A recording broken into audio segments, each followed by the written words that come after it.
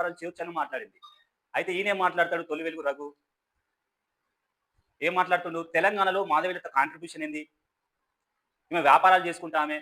ఈమె ఇయాల హిందువులు ఈ మార్వాడీలకు సపోర్ట్ చేస్తుంది. ఒక దళితుని కొడితే ఈ విధంగానైనా స్పందించేది అనే ఉద్దేశం వచ్చేలాగా మాట్లాడుతున్నాడు. ఇంకేదో అన్నాడాయన. ఈమె ఇలాంటి వాళ్ళని రాజకీయాల్లో ఉండనియొద్దంటూ కూడా మాట్లాడాడు. నేను తొలి వెలుగు రఘు నేనొకటే ప్రశ్నిస్తున్నా. మాధవీలతని రాజకీయాల్లో ఉండొద్దంటావు.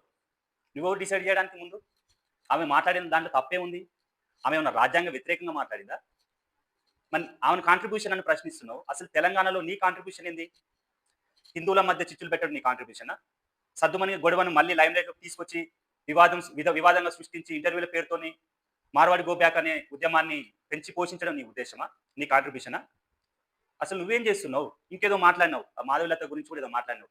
రోహింగ్యాల గురించి మాట్లాడాల్సొస్తే మాధవీలత పోయి సీఎం ఇంటి ముందు ధర్నా చేయాలని మాట్లాడుతున్నావు. రోహింగ్యాల గురించి నువ్వెందుకు మాట్లాడవు?